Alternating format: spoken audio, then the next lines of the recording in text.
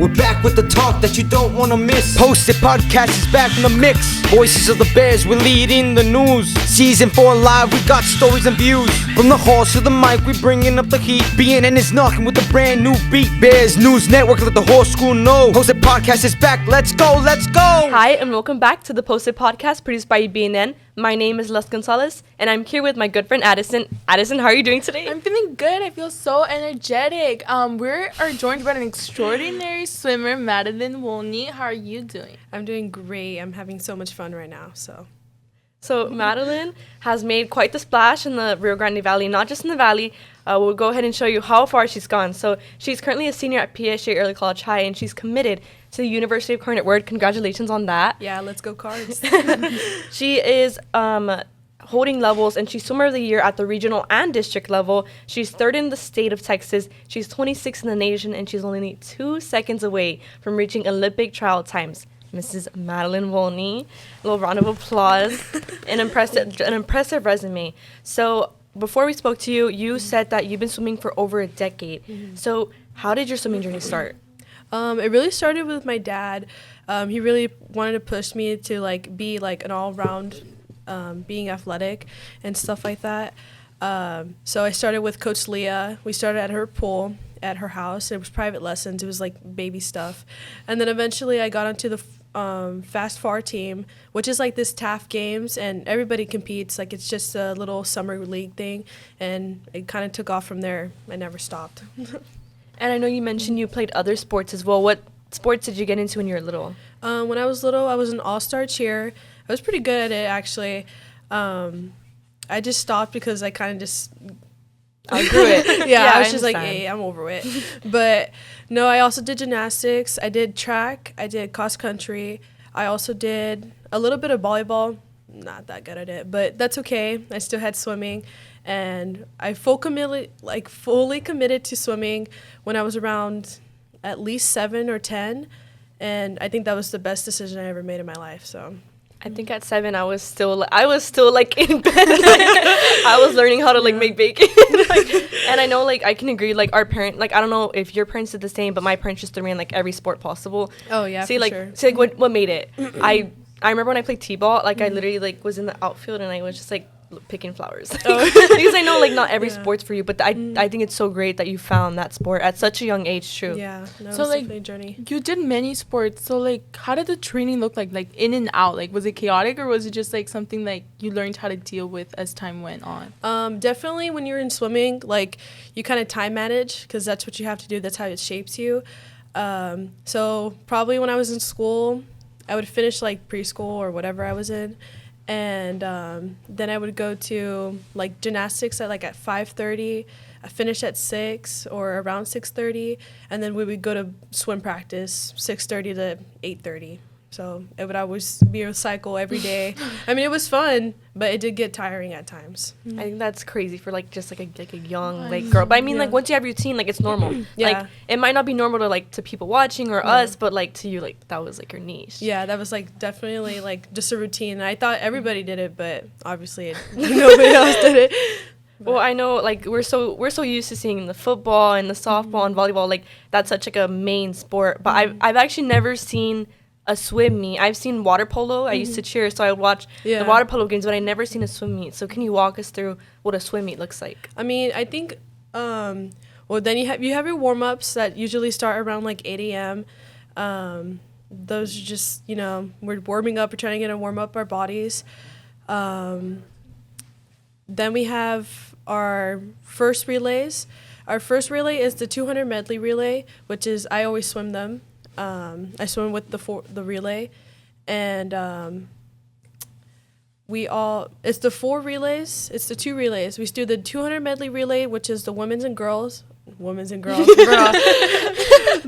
and the men's, and then we have the 200 free relay. I mean, the 200 free for the girls, and I mean, it's not that much. I think the hardest part to go through is the 500 free and the 100 breast, because those are the end of the meets. It takes forever, and it's kind of hot. I mean, You're the chlorine, tired. yeah, the chlorine gets to you. The chlorine smell really gets to you. So, does the chlorine just get hot at the end of the meet? Yeah, it's because you feel everybody's hot breath, I guess. But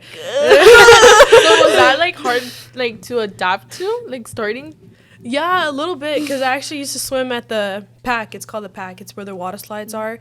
And it's kind of funny because it would be so hot, but they would open these sliding doors, and you would still smell like the chlorine on you, like even after the meet, even if you showered or stuff like that. I probably still smell like chlorine, guys, but it was still fun. I mean, it's just you have to have fun at the swim meets. If you're not having fun, it's no fun at all, actually. It's not gonna it's not gonna you're gonna be passionate, but you're not gonna have fun, and like you're not gonna, I guess, put your full effort into it. Yeah. And I know you said like the pools are hot. How is it when it's cold outside? Like I know we have a swimming pool out there and it's like outside, so how do you do when it's cold? Actually our heater keeps breaking, so we'll get on that. But we usually swim at the big natatorium over here by the expressway, and you know it's a heated like facility. We go in the water. It's gonna be cold anyways. Coaches do not care. They tell us to get in. But sometimes when the pool does work, it's heated. It's like 80 degrees. We still swim in it, and we'll be fine. We have our parkas, hoodies, and if you didn't bring it, too bad, too sad, I guess. But yeah, it's pretty nice. So how does it like feel like knowing that the school has like places where you can like practice close by? It's a great opportunity for the middle schoolers too.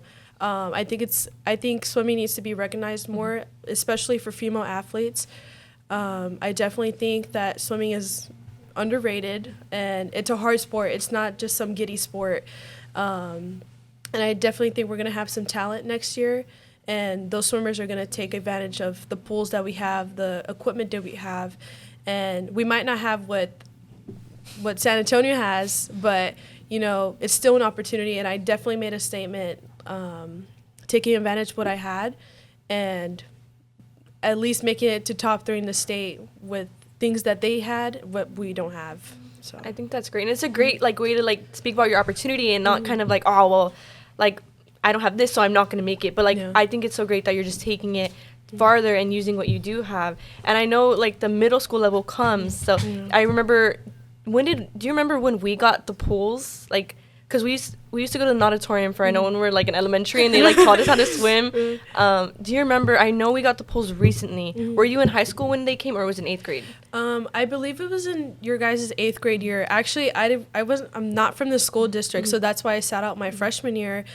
I'm originally from McAllen ISD, so I swam there like most of my life. But I needed like a change, and I came over here, and they told me I saw their pool, so I'm guessing around 8th grade. Yeah, it was there. So around 8th grade year they had it, and I mean it's a phenomenal pool. They take care of it, so I love the pools here. Well, that's good. I think that's such a great opportunity to have, and I think it's so cool, like because I know not just swimming uses it. I know soccer goes, cross country, and all the different sports. It's great because, like, swimming, like, I don't think people really understand how hard it is. It's a full body exercise. It's like running, but, like, you're running against, like, water. Yeah, I get you, yeah. No, it's definitely hard. Like, there's been some days where I want to quit, guys. Like, but I definitely push it. I've gotten stronger mentally and physically. So, I mean, it's not easy, but it's definitely worth the outcome that I got. That's inspiring. Yeah. So what was that source of strength that kept you moving forward? Like not only having the school support, your parents, but you fit like mentally and physically. What was that source of strength? It definitely came from me being competitive. I wanted to win. I was just like, we can't be lazy. If you want to be lazy, you could be at home. But I definitely wanted to keep going, and I didn't want it to stop there. I didn't want to stop my freshman year. I didn't want to stop my sophomore year, and I definitely didn't want to quit now that I had such a big opportunity that most swimmers don't have to go to a D1 school and compete with those kind of swimmers that are going faster times that you ever never thought you would go. But now that I'm going them, it's definitely it helped me a lot mentally to keep finishing what I started. I think that's great. And I know that you mentioned like the process that got you there and like your mentality, and I think that's so beautiful. For those of you that don't know, Madeline actually got a bronze medal at the competition for our district and regional level and at the state level. So at the first, what was the journey like getting there? I know you mentioned your journey at like the preschool level, going from gymnastics and swimming. What is it like at the high school level, your journey going to state 3 times? So it was definitely a progression. My sophomore year, I had no intention of winning state. I had no idea that I was going to even make it to the podium. We didn't even think that we would even final the next day, but that was okay. I got like 24th my first time at state, and I mean, it is what it is. I definitely kind of took it to heart, but it definitely shaped me up for my junior year. My junior year was one of my toughest years too, mentally and physically, but we came back. I won regionals again. I got swimmer of the year again, and I went to state and I got 10th in the state. So I wasn't too mad about it. I was just like, I mean, it's a progression, and that's what my dad always tells me. It's, if you're not really fighting for it, then you don't want it. And we came here my senior year, and I got 3rd. I mean, obviously I thought I was going to win, but, you know, it's still a statement in the RGV, and it's still a statement for myself. And definitely, I think It's great. I made change, yeah. And there's nothing wrong with setting the bar so high and then still being a little disappointed. I know that there's like a little feeling about it, but I mean, you're still a state finalist, and I think that's so beautiful because the RGV is looked down on a lot, especially in women's sports, and especially in women's sports, and we don't see a lot of the college signings or a lot of the people going past like Laredo or San Antonio. And I know a lot of college coaches don't really look at us because they kind of they don't really see the greatness in us, and I think it's so great that you're putting that out there, and it's extremely inspiring. I will tell you that. And so I know you mentioned you're committed to the University of Incarnate Word in San Antonio. What was that like getting there to commit?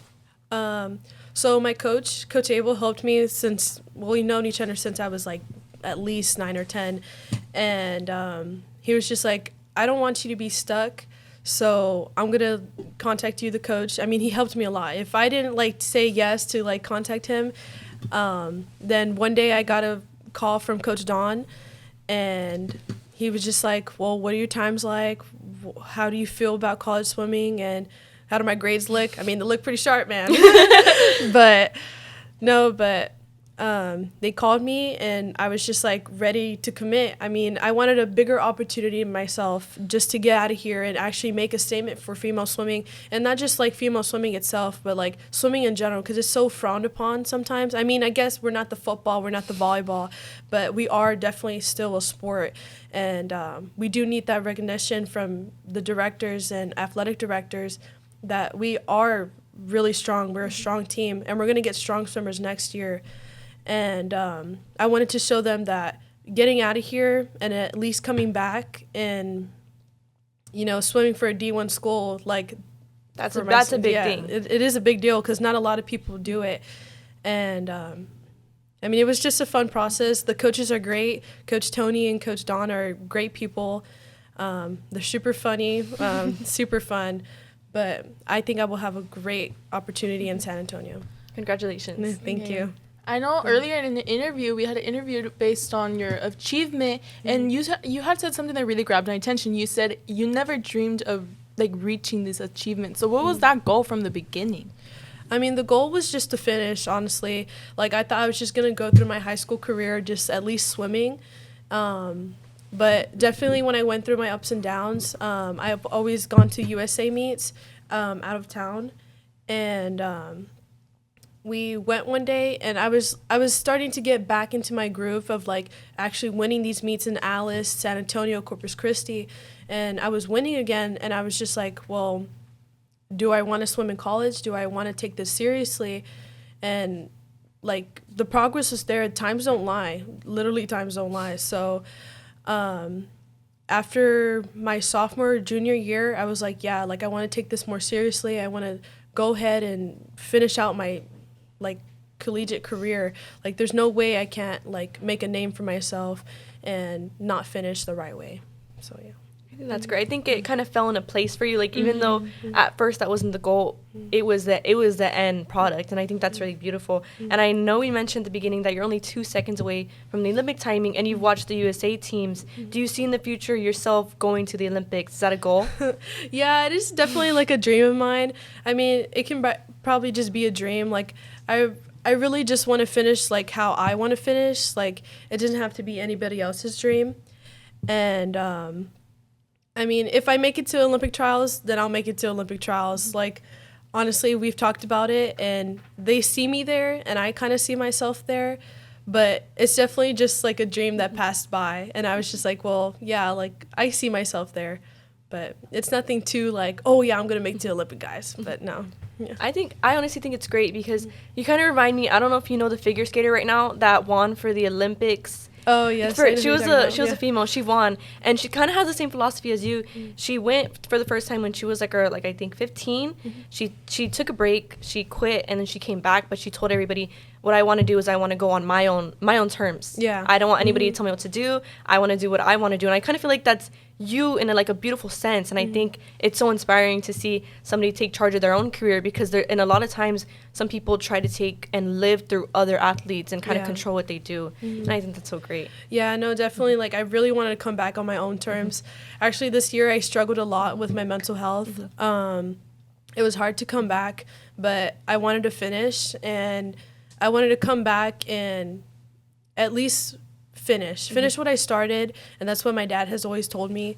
So I'm glad I didn't give up on myself. I'm so proud of my parents for not giving up on me, and telling me, if you want to make that decision, that's the decision you should make for yourself. And definitely I have my best friend behind me too. She's definitely a number one. So yeah. Thank you for sharing that with us. That was I think that was so beautiful. Seeing and knowing as a senior, it kind of got me a little sad, because like when you're a senior, like you don't have another year. This is the last time you can do it, unless you are like that 1% that reaches that next level. Yeah. I know from like the start to finish, like if someone were to see that, would there be something you would want to say them about the progress that was able to get you through? Like you said, you did struggle with your mental health. Athletes tend to really struggle with that. Not everyone sees the sacrifices that are made during a sport. So is there something you would want to share with them? Like advice? Just be proud of the progress that you made. That's all I could really say, because that's all I had last year. I just had to be proud of the progress that I've made. Nobody else was going to swim the 50 free, the 100 free. Nobody's going to get on the block for you and swim the event for you. And you just kind of have to take it on your own, whether it was a bad race or if it was a good race. You have to be proud of the progress that you have made. So yeah. Yeah, that's beautiful. I mean, it's more the journey, not like the journey, like it's like the friends we made along the way, not the destination. Yeah. And I know you said so many inspiring words, and in past interviews, and even now, like your mottos and your philosophies are so beautiful. What is like the number one philosophy that you live by like every day? Stay the course. You always want to stay the course. Don't change the course. You always want to go without the same route. You can't switch it up. I mean, you can switch it up, but I'm just saying, like, you can't just give up on it, you know? Finish what you started. That's what I live by. Finish what you started. That's good. So if you had to describe the season in one word, what would it be? I don't know if I can say that, but I would probably say, I don't know. Dang, I don't know any other words, guys. I feel in a way like bittersweet. Like hearing it from you. Definitely bittersweet. I mean, we finished as best as we can. That's what I could say. Yeah, and I feel definitely as a senior, like I live by Landslide by Fleetwood Mac every single day. Like I just feel like I'm going through changes.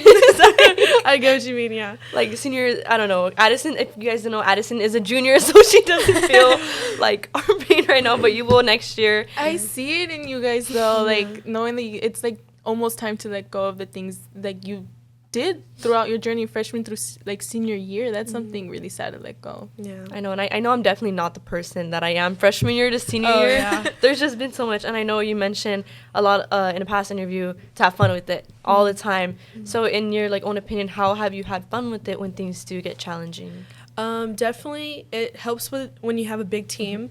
The bigger the team, the better it is. They're yelling for you, they're yelling your name.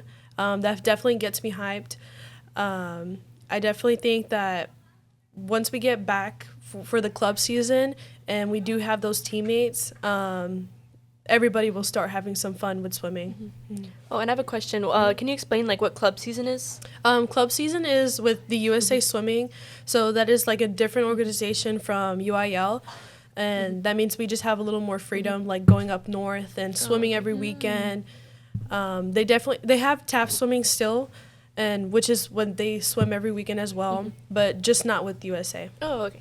Yeah. Because I know a lot of people, because there is like the in school and then the out of school. Yeah. So I know you mentioned you've done that like throughout your whole swimming journey. Yeah, I definitely swim all year round. I'm just Okay. taking a little break now, but I'll probably be back next week.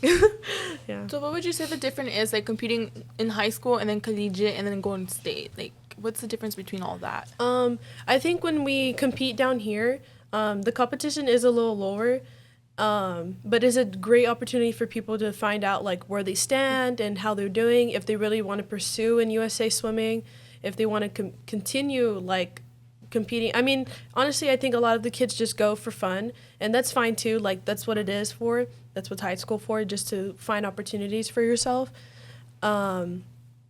I think state swimming is just a different atmosphere. It definitely is. Like, I think last year, 2 national records were broken by Maximus, and he was definitely a fast swimmer. Now he swims for the University of Virginia, but he's swimming with Olympians now. So, Wow.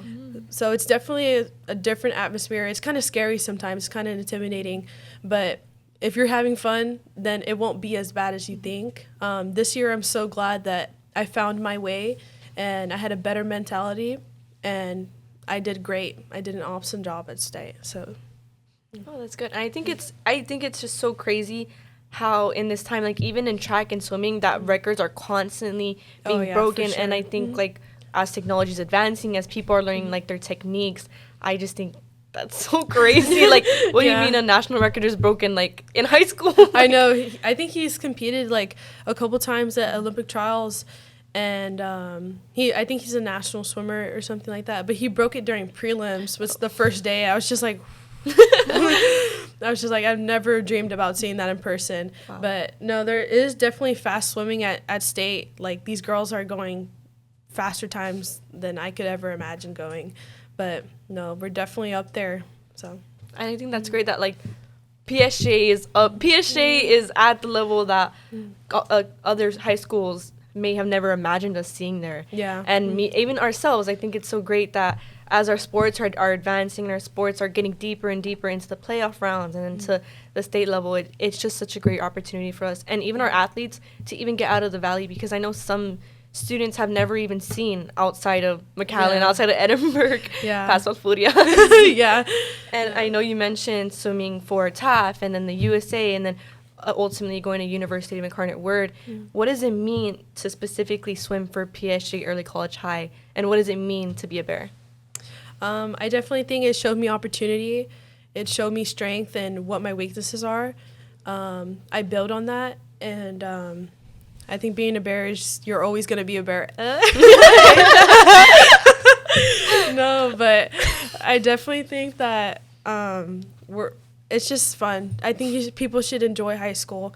I definitely was a little regretful my freshman year that I didn't like explore as much that I should have. But I definitely had fun my sophomore through my senior year, and I think we just should have taken it like that. Just take high school swimming. If you want to take it serious now, like genuinely.